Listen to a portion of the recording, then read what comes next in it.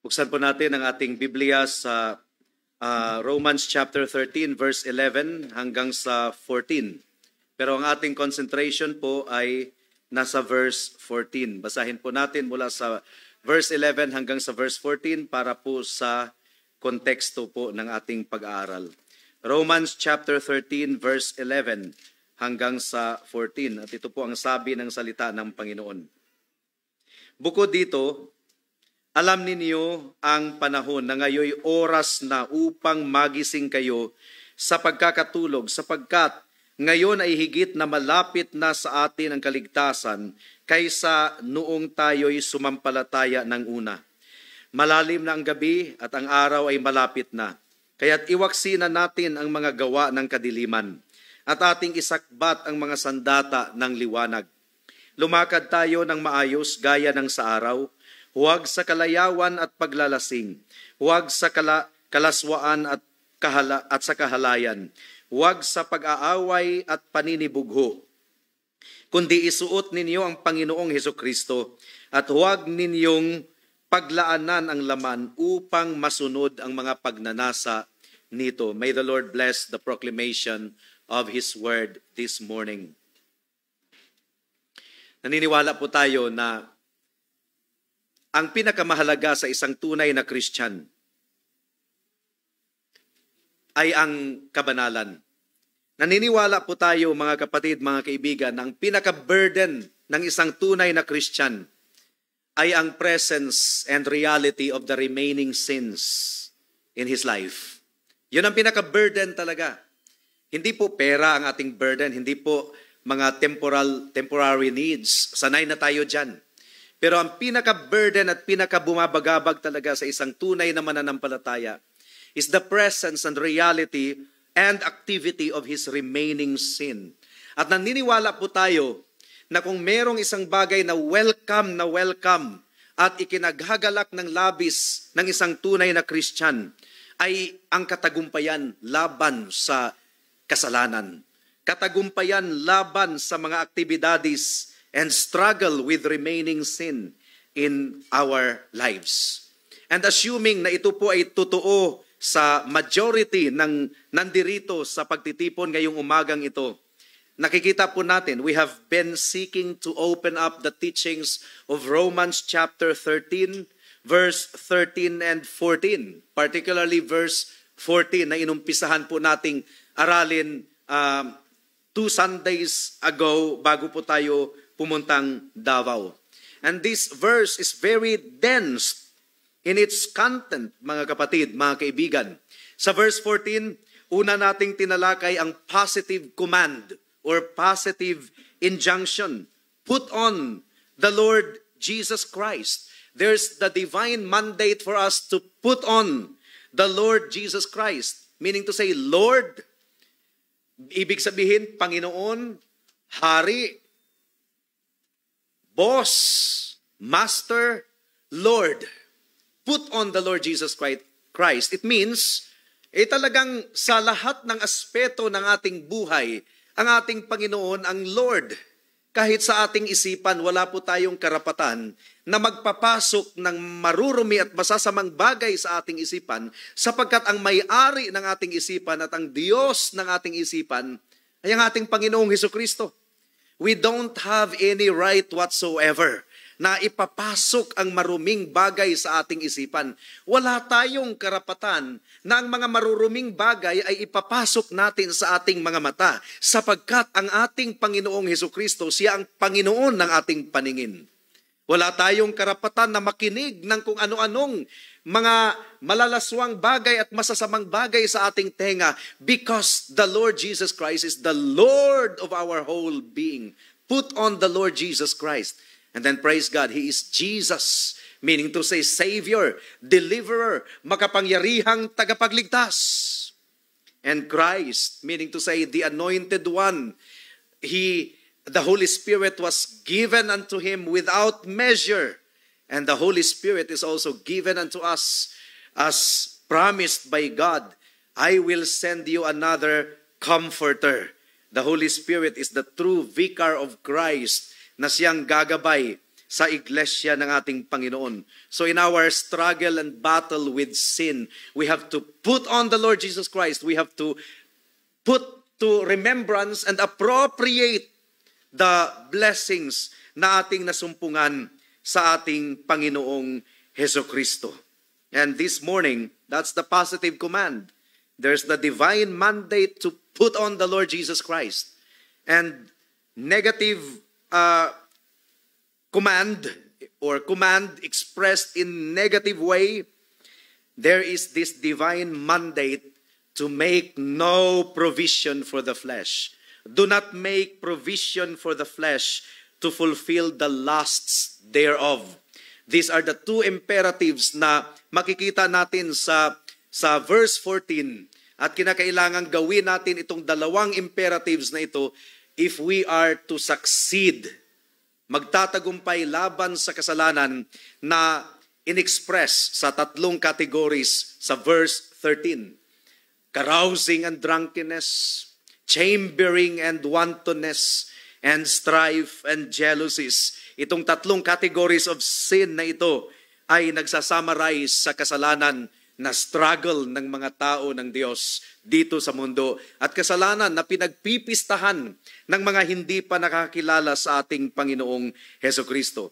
Now, hindi po yung putting on the Lord Jesus Christ lang ang ating gagawin. We are commanded, secondly, to make no provision for the flesh to fulfill the lusts thereof. At meron pong tatlong bahagi ang ating pag-aaral sa umagang ito. Una, the action forbidden. The action forbidden. Do not make provision. Pangalawa, the object of the action forbidden. The flesh with respect to its lusts. And then, pangatlo, magsasagawa po tayo ng crucial conclusions patungkol sa bagay na ito. At naway tulungan po tayo ng banal na Espiritu at maipamuhay po natin ito sapagkat hanggat nandirito tayo sa mundong ito, ang kasalanan ay patuloy na magmimisyon na tayo po ay wasakin at wasakin, mga kapatid, mga kaibigan. But we have the victory in the Lord Jesus Christ. Tayo po ay manalangin. Salamat o Diyos sa pagpapatuloy ng aming pag-aaral ngayon. Hindi po ito madali na pag-aaral. Hindi po ito easy. Maaring mag-grasp namin ito intellectually, but we need the power of the Holy Spirit to appropriate this teaching sa aming isipan, sa aming kaluluwa. Tulungan ninyo kami. Mahihina po kami, O Diyos, but you are great and mighty. In Jesus' name we pray. Amen and amen. The action forbidden. Do not make provision. Merong isang bagay na huwag nating gawin ayon pa sa verse 14. At ang bagay na huwag nating gawin is mag-provide. Mag-provide. Ano bang ibig sabihin ng provision? Ang provision actually sa Greek language ay compound words na ang ibig sabihin ay dalawa, beforehand. So there is forethought. Pinag-iisipan mo ang isang bagay beforehand. And then, meron ding idea na to give. So beforehand and to think. To think beforehand with a view to making a way or paving a way or giving a supply of some need. Ang ibig pong sabihin ng provision sa original language is pinag-iisipan mo in advance upang masuplayan mo ang demand. For example, merong pangangailangan ng baon sa picnic ninyo next week. Pinagpaplanuhan mo na in advance. That's the meaning of provision. Pinagpaplanuhan mo na in advance upang ma-fulfill ang demand. At ang demand po ay magkakaroon ka ng baon sa picnic mo next week.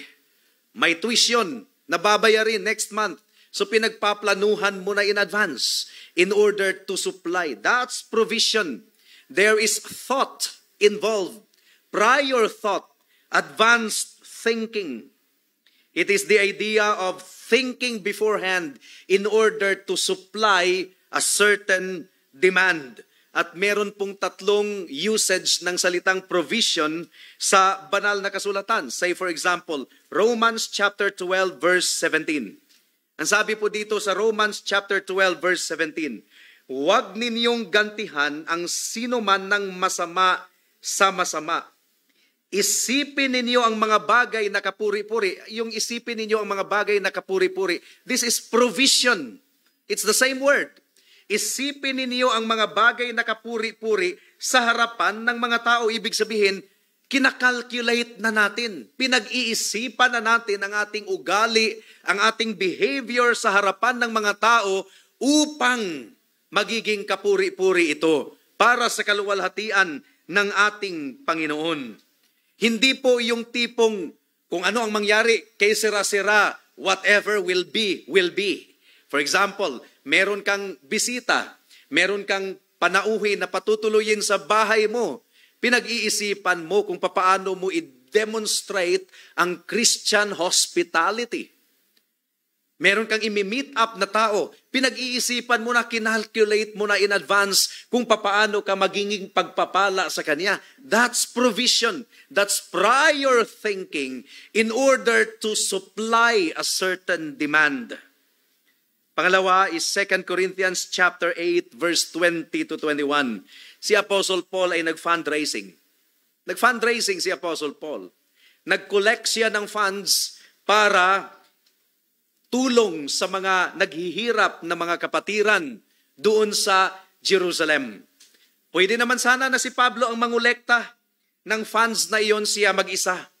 Pero merong advanced thinking si Pablo. Advanced siya kung mag-isip. Ayaw niyang magkaroon ng provision na pag-isipan siya ng masama, na kinurakot niya at ginamit niya personally yung pera na nalikom para itulong sa mga kapatiran doon sa Jerusalem. Kaya nag-create po siya ng delegates, iilang kapatiran na in charge sa collection at magta-transport sa pera papunta doon sa Jerusalem. Advanced ang thinking ni Apostle Paul. Pinaliwanag niya ito sa 2 Corinthians chapter 8 verse 20 and 21.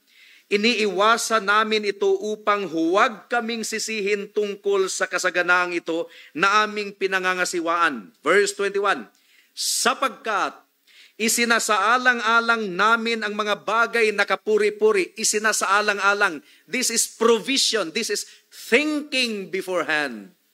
Advanced ang spiritual logistics ni Apostle Paul na pinag-iisipan niya upang magiging kapuri-puri, hindi lamang sa harapan ng Panginoon, kundi maging sa harapan ng mga tao. So, you get the idea of provision? Hindi ito parang pang at the spur of the moment na pang nangyari. No, pinag-iisipan. Do not make provision for the flesh. Ibig sabihin, huwag kang mag-isip upang ma-provide ang pita ng laman. At ipapaliwanag pa natin yan mamaya. 1 Timothy chapter 5 verse 8, pangatlong talata sa banal na kasulatan na ginamit upang ipaliwanag yung salitang provision. Ito yung sinabi dito. 1 Timothy chapter 5 verse 8. Ang sabi dito, ngunit kung ang sino man ay hindi kumakalinga sa kanyang kamag-anak, lalong-lalo na sa kanyang sariling sambahayan, tinanggihan niya ang pananampalataya at siya ay masahol pa sa hindi mananampalataya. If anyone does not provide for the family's needs, itong provide na ito is, kumakalinga sa Tagalog, ibig sabihin ito, pinag-iisipan mo. As the father of the household, as the primary provider of the household, pinag-iisipan mo kung papaano matugunan ang pangangailangan ng pamilya mo at ng kamag-anak mo, so that subject sa church discipline ang isang tatay na ayaw magtrabaho at ayaw talagang mag-isip upang makapagtustos sa pangangailangan ng kanyang family. If anyone does not provide for his household, he is worse than an unbeliever. Yung provision na yon ay hindi ka nag-iisip. Kung may trabaho, good, sige, may trabaho pa. Kung wala, wala. No, proactive talaga na kumikilos, nag-iisip because need is constant. sa sambahayan. To think beforehand with a view of making provision. Now, meron pong noun form. Alam po natin na flattery po ito. Acts chapter 24 verse 2. Dahil gusto nilang idiin si Pablo, sinampahan nila ng kaso si Pablo. Kunyari, pinupuri nila si Governor Felix. Acts chapter 24 verse 2. This is noun form. Ang ginamit na salita dito is providence. Providence, ibig sabihin, may paunang plataporma na si Governor Felix, inimplement niya at naging maunlad ang bayan. Flattery yun para madiin si Paul. But this is the point. Acts chapter 24 verse 2. Nang si Pablo ay tawagin, sinimulan siyang paratangan ni Tertulio na sinabi, "Kagalang-galang na Felix, yamang dahil sa iyo'y nagtamo kami ng matagal na kapayapaan at dumating ang pagbabago sa bansang ito dahil sa iyong pagtanaw sa hinaharap." This is providence. Pagtanaw sa hinaharap. Meron daw long-term plan si Felix, kaya nagkaroon ng kapayapaan sa kanilang bansa. Of course, flattery. Para si Pablo po ay madiin.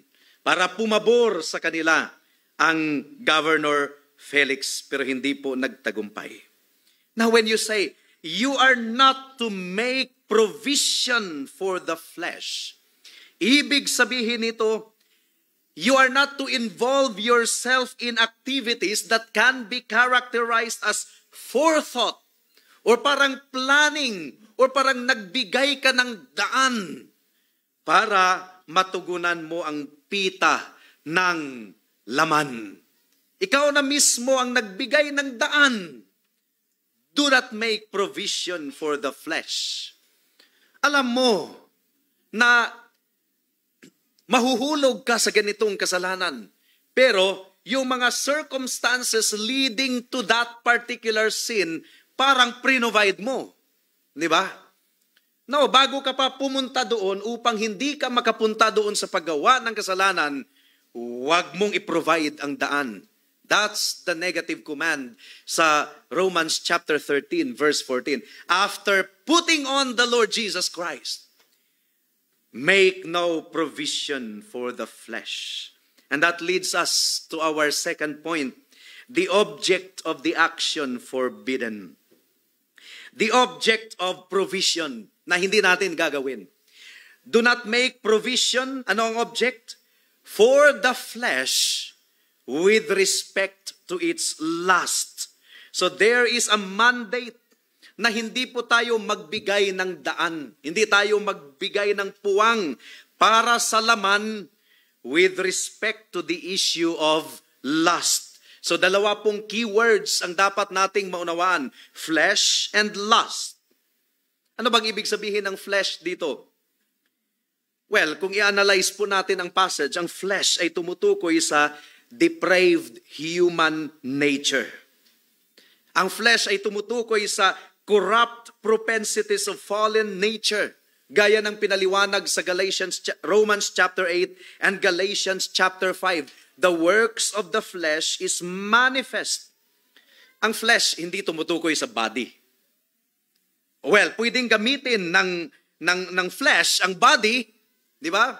Pwedeng gamitin ng flesh ang bodily appetites, bodily faculties, pwedeng gamitin ng flesh in order to accomplish its lusts.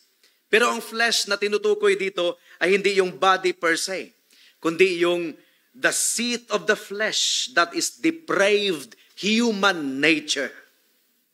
Ibig sabihin, do not make forethought with a view of providing for the flesh. That is the flesh with respect to lust.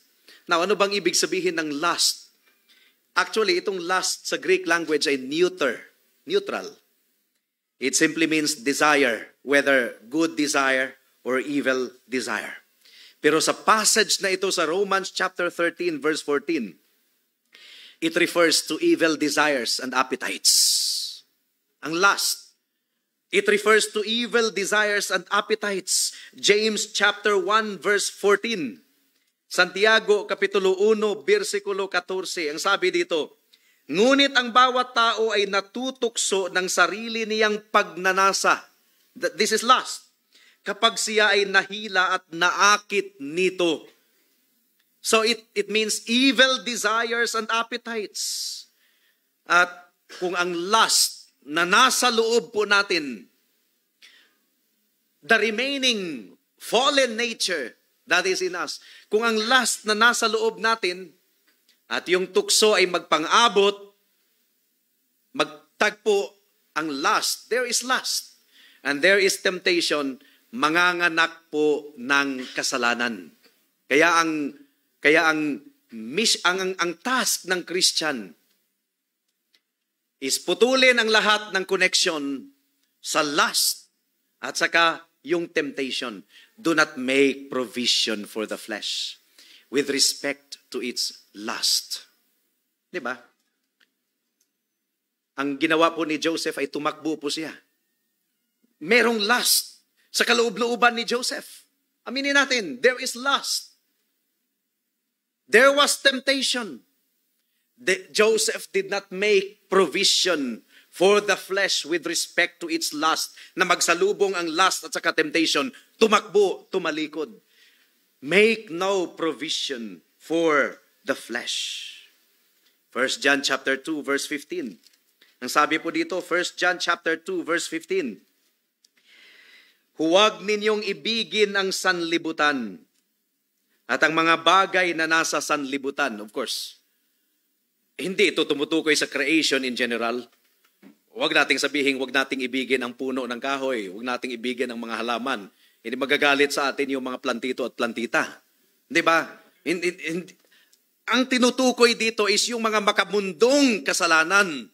So that is how we understand the scriptures. Huwag ninyong ibigin ang sanlibutan at ang mga bagay na nasa sanlibutan. Ang pag-ibig ng Ama ay wala sa sino mang umiibig sa sanlibutan. So it means evil desires of depraved human nature, the lust of the flesh. Now there is a close relationship between lust and flesh. I mean, ang katawan natin, physical organ, nandito yung lust, yung remaining sin, nandito. Pero pwedeng paglaruan ng lust ang ating kamay, ang ating tiyan, ang ating lahat, sexual organ, pwedeng paglaruan ng lust, the reality and activity of remaining sin in us. That's it. There is lust here. Mamamatay yan siya, honestly speaking, sa pagbalik na ng ating Panginoon. Sa ating kamatayan, we shall be free from sin at last. We shall be free from lust at last. Nakuha po natin. Now, habang nandito pa ang remaining sin sa ating laman, namumugad dito, ang mahalaga, hindi magtagpo ang tukso at ang lust. Do not make provision for the flesh. Dahil kung magsalubong ang tukso at saka ang lust, tiyak na magbubunga ito ng kasalanan. You see? Tiyak na magbubunga ito ng kasalanan. Depraved human nature has its appetites. May appetites ang depraved human nature. At ano ang appetite ng depraved human nature? Ano ang appetite ng lust? Anything that is against the spirit. Galatians chapter 5 verse 16. Ang appetite, para bang Land Before Time na cartoon. Ang sharp-tooth na dinosaur, wala talagang appetite para sa leaves. Kung napanood ninyo yun, wala talagang appetite para sa leaves ang sharp-tooth na dinosaur. Ang appetite talaga nila ay flesh. Yung mga leaf-eating dinosaurs, that's Land Before Time. Ang appetite nila yung mga leaves. Leaves. Ano ba ang appetite ng lust? Na namumugad, remaining sin sa buhay ng mga mananampalataya. Well, the appetite of the lust is anything that is opposite to the appetite of the Spirit. Galatians chapter 5 verse 16. At ang sabi po dito, subalit sinasabi ko, lumakad kayo ayon sa Espiritu, na huwag ninyong bigyang kasiyahan ang mga pagnanasa ng laman. Ano ba ang pagnanasa ng laman? Verse 17, sapagkat ang laman ay nagnanasa laban sa Espiritu. At ang Espiritu ay laban sa laman, sapagkat ang mga ito ay laban sa isa't isa, upang hindi ninyo magawa ang mga bagay na nais ninyong gawin. Meron pong appetites. Ang depraved human nature and its appetites ay palaging laban sa banal na espiritu. Now, if flesh is corrupt nature, then lust, it's its voice crying to be fed and be satisfied. The flesh is the corrupt human nature. Ang lust is yung voice of that flesh crying to be satisfied. Now, hindi po pinag-uusapan po natin dito itong legitimate desires ng ating katawan. Di ba may mga legitimate appetites ang ating katawan? It is our Christian duty na tugunan natin ang legitimate appetites ng ating katawan.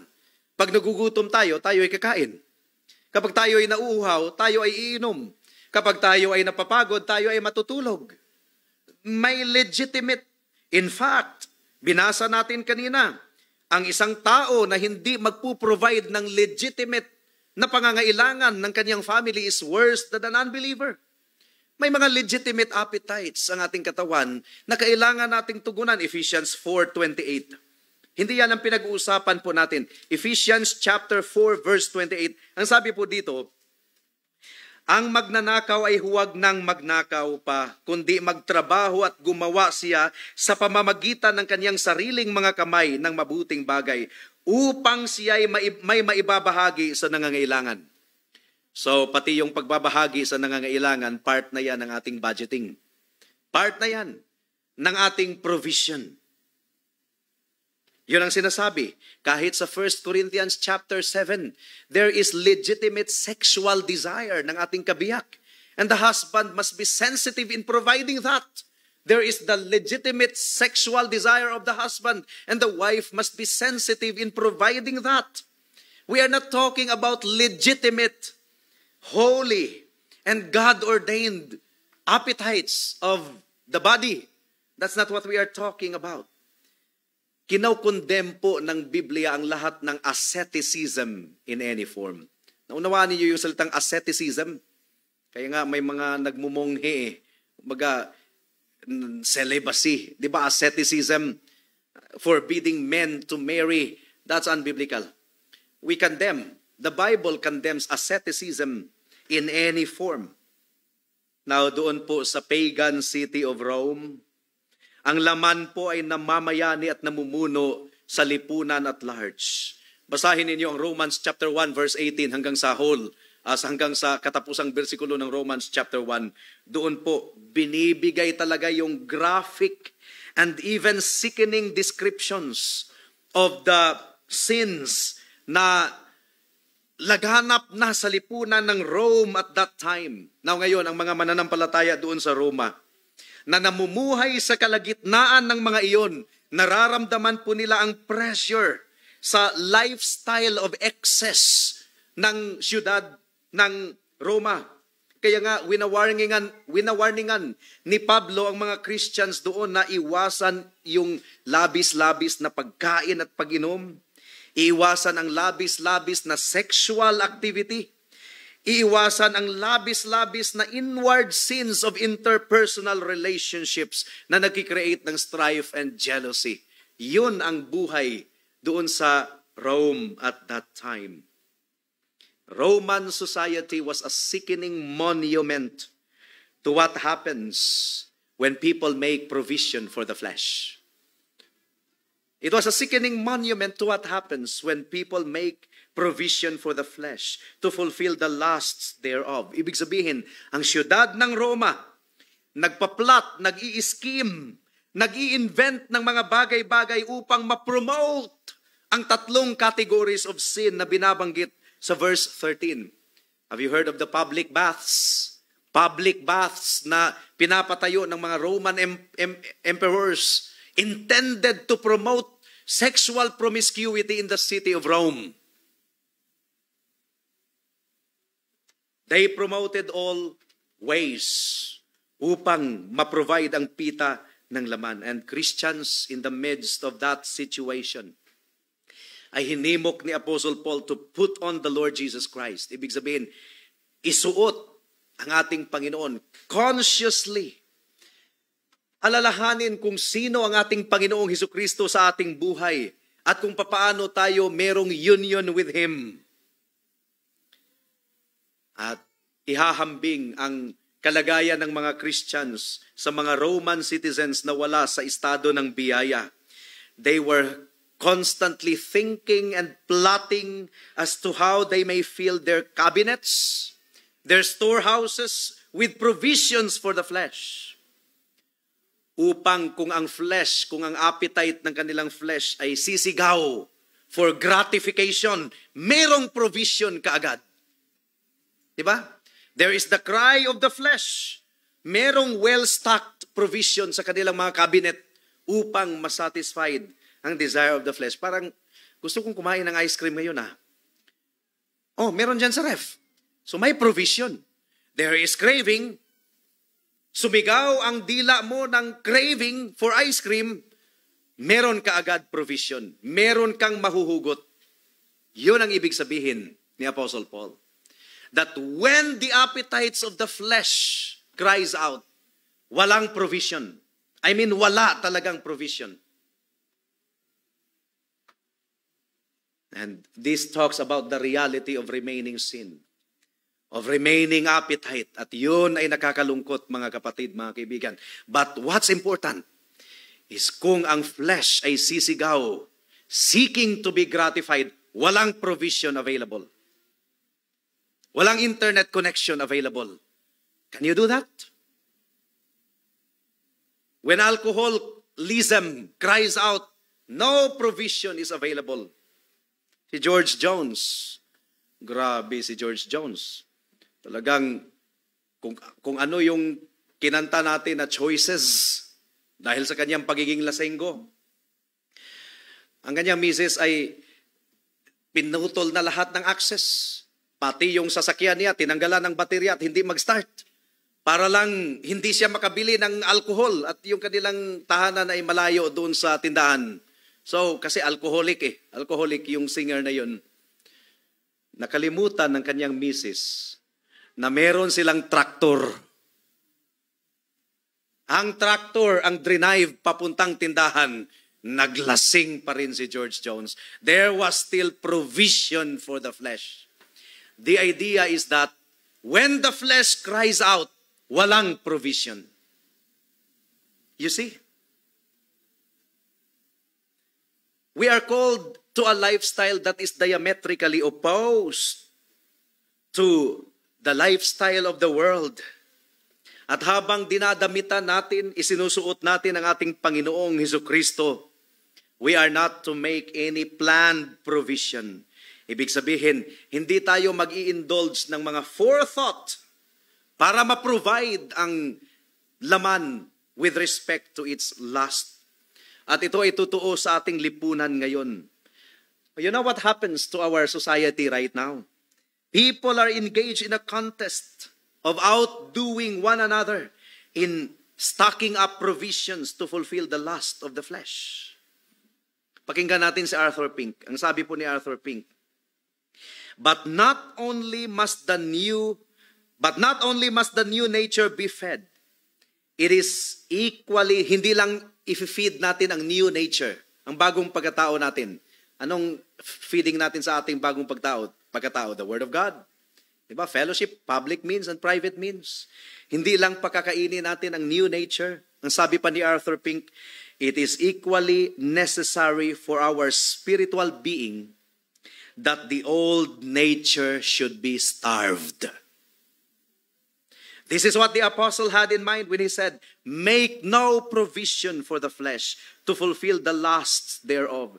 To starve the old nature, to make not provision for the flesh, means that we abstain from everything that would stimulate our carnality. Iiwasan talaga ang mga anumang bagay na nakakapag-stimulate sa ating carnality. That we avoid as we would a plague. Gaya ng pag-iwas natin sa COVID-19. Kaya nagsusuot ng mask. Kung paanong umiiwas ka sa COVID-19, dapat iiwas ka sa anumang bagay na mag-i-stimulate sa ating carnality. pinag-uusapan natin nung nakaraan na ang wine naman is not sinful in itself. Di ba? Ang wine, drink a little wine. That's the language of the Bible. Pero little ha. Wag natin gawing isang bote yung little. Pag little nga, kung strong wine siya, siguro puwit ng baso lang. Di ba? Dikit puwit ng baso kung strong wine.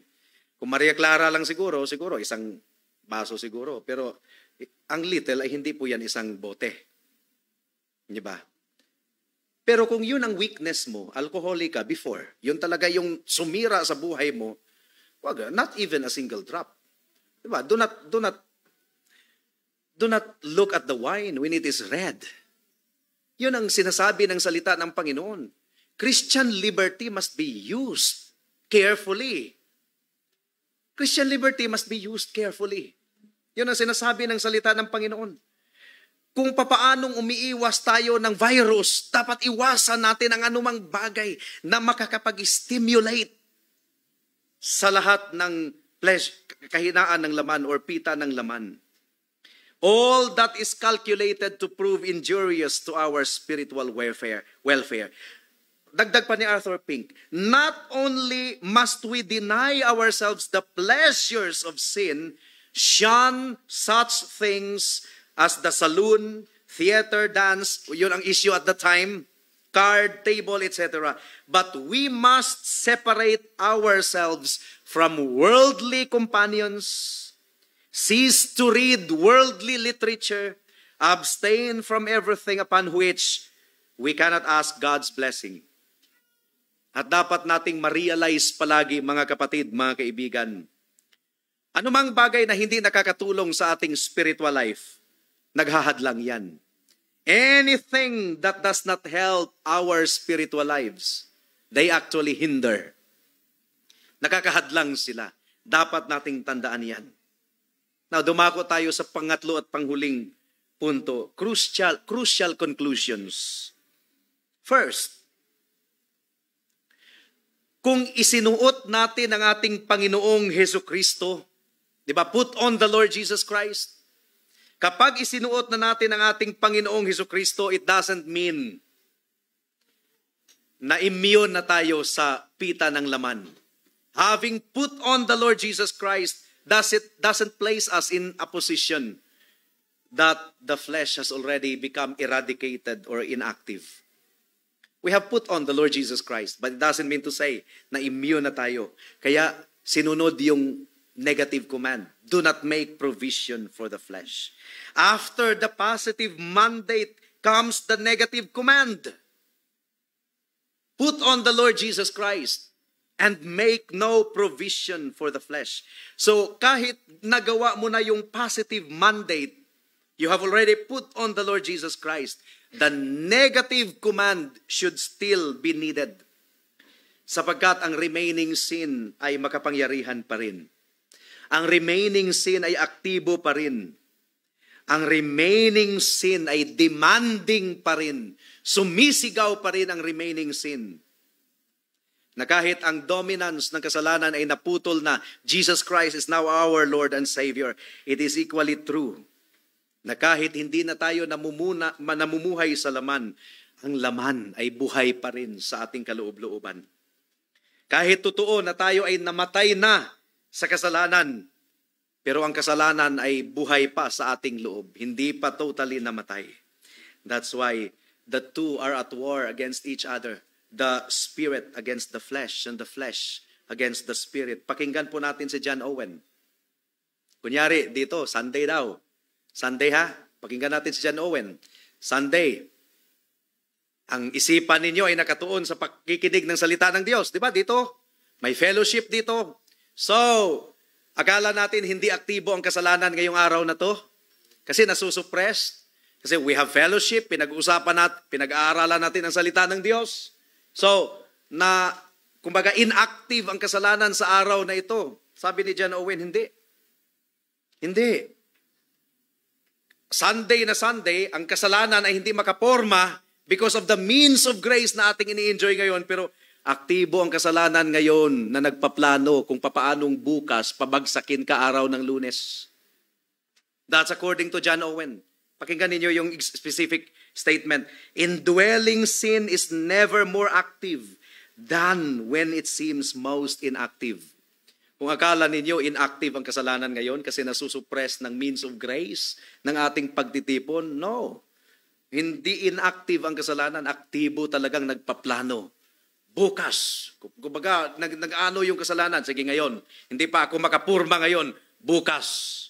Pagod ng mga katawan ninyo dahil whole day kayong nagwo-worship. Bukas. Nagpaplano ang kasalanan ngayon. Yun ang nangyayari kay David. Aktibo. Kumbaga nasusuppress ang kasalanan kay David nung siya ay nakikipagyera, bakbakan sa salita ng Diyos. So, akala okay na ang kasalanan.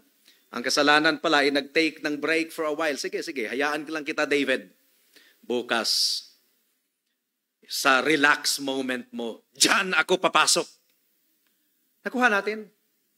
And so, papaano pumasok ang kasalanan kay David na nahulog siya kay Bathsheba? Well, nag-relax siya. Wala naman siguro siyang intention sa kanyang pag-relax doon sa taas. Siguro, pupurihin niya ng Panginoon who made the sky, who made the mountains. Di ba? Wala namang... Pero nakita niya ang isang babaeng naligo. The flesh was provided. All of the sudden, boom! At may mga libro talaga tayong nababasa. Most Christians, Mondays are often the believer's most tragic days in terms of spiritual downfall. Mondays. Kaya mag-ingat. Blessed na blessed ka sa Sunday. Pag Monday, grabe, ang tindi ng pag-aaway niyong mag-asawa. North and South. Nagpang-abot. Tapos, munti ka na kayong maghihiwalay. Monday, ha? Indwelling sin may have gone for a vacation for the day. Hindi makaporma. Now, do the activities of the Lord's day make sin inactive? The answer is definitely no.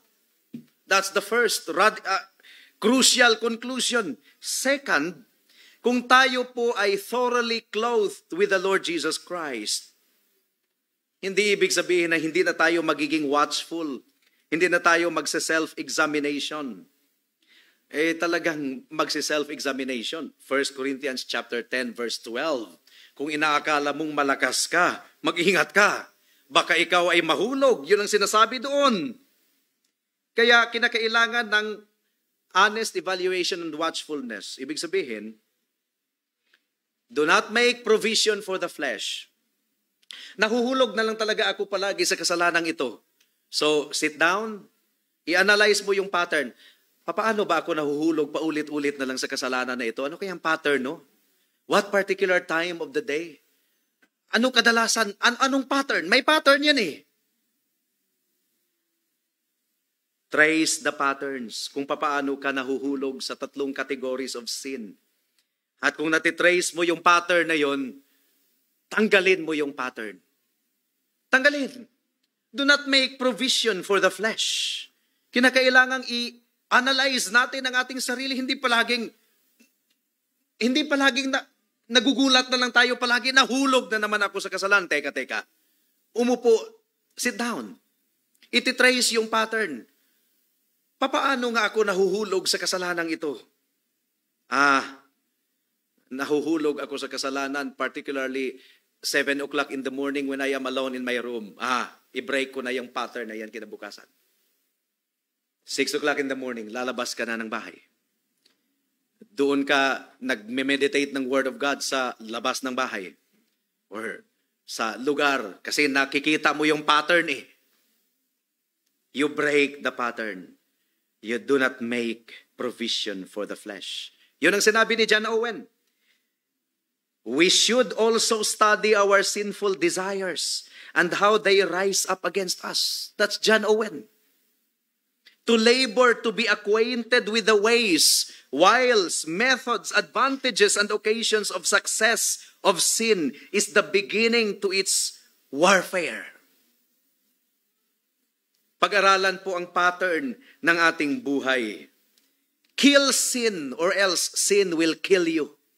I've read that somewhere. I forgot who the author of that is. So patayin ang kasalanan. Or else, ang kasalanan ang papatay sa iyo. Ibig sabihin, do not plan for sin. Do not even give sin a welcome. O, kumakatok pa lang ang kasalanan sa pintuan mo, sipain mo na pababa ng hagdanan, wala siyang karapatang pumasok sa loob ng bahay. He's not welcome. Kick sin off your doorstep bago pa makapasok sa loob ng kwarto mo. Bago makapasok sa katawan mo, the temple of the Holy Spirit. Pangatlo, na crucial conclusion.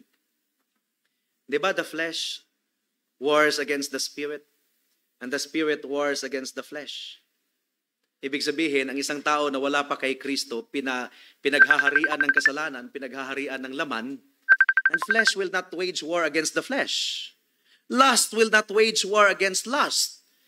Ano ba ang nakikipaglaban sa laman? The spirit wages war against the flesh.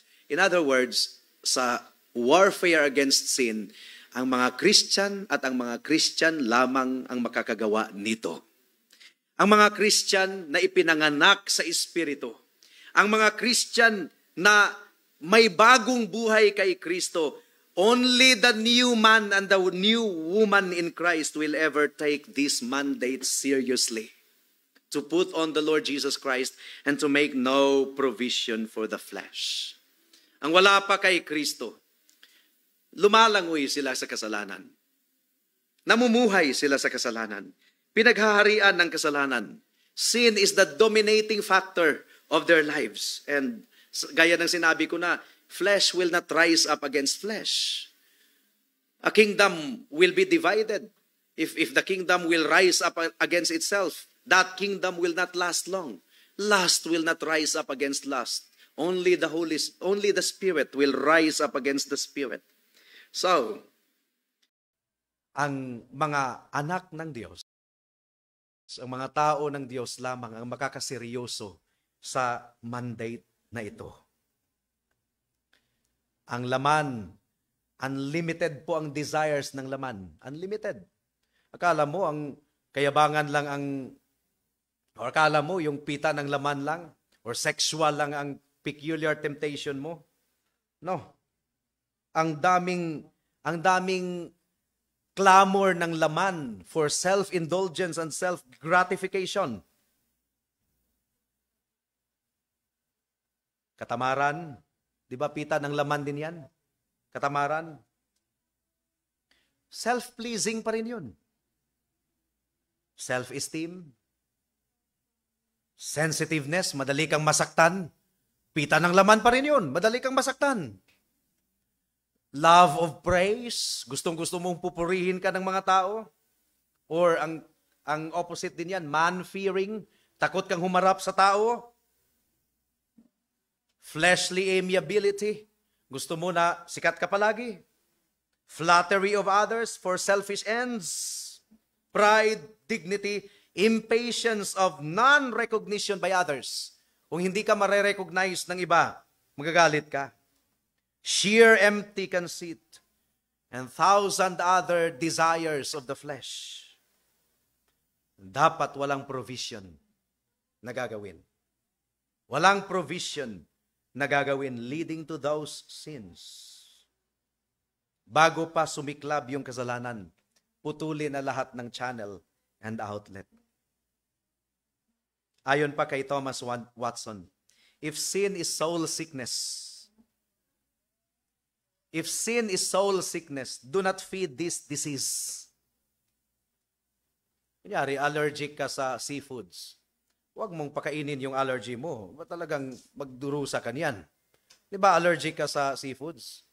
Tapos mahilig kang kumain ng pusit, edi talagang huwag mong pakainin yung kasalanan. You will be wise if you will avoid seafoods, ha? Hindi yung whenever I see food, I eat it. Seafoods. Kasi kung pakakainin mo yung disease, you're actually feeding the enemy of your body. Di ba? And if you will feed sin, you are actually feeding the enemy of our soul. Ang mga ang mga diseases ay kailangang starve yan. Now, I've heard na ang diabetes ay wala na talagang lunas yan. Once you're diabetic, you are diabetic forever. Tama? Meron bang reversible? Okay. But the point is, wag mong i-feed ang diabetes. Alam, parang binibigyan tayo ni Sam ng kaunting pag-asa. The point is, wag mong i-feed yung diabetes sa pamamagitan ng mga sweets. Diba? Wag mong i-feed. Alam mo na destructive yan sa katawan mo, starve mo yung disease na yan. In the same way, starve natin ang kasalanan by mortifying it. Si John Owen ba yun? Either kill your sin or sin will kill you. Now, kung tayo'y nagtataka, kung talagang galit tayo sa kasalanan dahil meron na tayong bagong puso, bakit palagi tayong nag-yield sa kasalanan? Di ba kung galit tayo sa kasalanan, bakit nag-yield tayo? Kung tayo ay niligtas na mula sa pag-ibig at pagmamahal sa kasalanan, bakit ang tukso ni Satanas ay nag-a-appeal pa rin sa atin, attractive pa rin sa atin? Ang sagot, meron pang natitirang flesh, namumugad pa, nananahan pa sa ating kaloob-looban. Mawawala yan at the end of our history. Mawawala yan at the end of our physical existence here on earth. Ang ating responsibility ay huwag po nating pakainin ang laman. Do not provide for the flesh. So, again, ang lifestyle mo ba, kapatid? Ang lifestyle mo ba is that when your flesh cries, when your lust cries, there is no food available sa table? Yun ba ang lifestyle mo? Blessed you are kung seryoso tayo sa ganoong lifestyle. That when the flesh cries, shouting for its gratification, walang provision available. Mapalad tayo kung i-maintain natin ang lifestyle na yan. Again, yung palagi nating ini-illustrate na baso na punong-puno ng putik. Magiging maputik pa rin yung baso na yan kung palaging pinapapasukan ng putik. Put on the Lord Jesus Christ. Patuluan ng gripong malinis na tubig palagi and eventually magiging malinis yung baso na yan. And make no provision for the flesh. Huwag mong hayaan na meron pang ibang gripo ng karumihan ang makakapasok dyan. So having fulfilled the positive command does not free you from doing the negative injunction, and that is make provision. Do not make provision for the flesh. At ang bagay na ito na ating pinag-aaralan, once again, ay hindi natin ito magagawa sa sarili nating kalakasan. Ang bagay na ating pinag-uusapan ay magagawa natin sa kapangyarihan ng banal na Espiritu. Magagawa natin ito sa ating pagtitiwala sa dugo at katuwiran ng ating Panginoong Hesukristo. If the Son sets you free, you are free indeed. At yun din ang good news para sa mga kaibigan natin na wala pa kay Kristo. Baka ay convinced kayo masyado sa doktrina ng gusto kong bumait pero di ko magawa. Gusto kong bumait. Baka kumbinsido kayo masyado dyan. On the one hand, that's true. Talagang hindi mo magagawa. But Jesus Christ is the great deliverer. He is the great deliverer. And if you come to Him in repentance and faith, He is able to deliver you. He is able to give you victory from sin. You must put on the Lord Jesus Christ as your only hope of salvation. Hindi ka mapalaya mula sa paghahari ng kasalanan, sa sarili mong kalakasan. Kundi lumapit ka sa Panginoon at hilingin mo sa Kanya ang bagong puso. Tanggalin ang pusong bato mo at palitan ang pusong laman. And the good news is that ipagkakaloob yan ng Panginoon sa iyo kung ikaw ay lumapit sa Kanya dahil wala pang lumalapit sa Kanya na tinatanggihan niya. Tayo po ay manalangin. Salamat po, aming Panginoon, sa biyaya ng inyong salita sa umagang ito. Mahirap na gawin. Pero sa kapangyarihan ninyo, O Banal na Espiritu, magagawa namin ito. Save us from weak resignation. Save us from laziness. Save us, O God, from being defeated or defeatist attitude. Help us to triumph over sin by invoking constantly the power of the Holy Spirit in our lives and by actively fulfilling the public means and private means of our spiritual growth in holiness and sanctification. Salamat, O Diyos. In Jesus' name we pray. Amen. 658, yield not to temptation.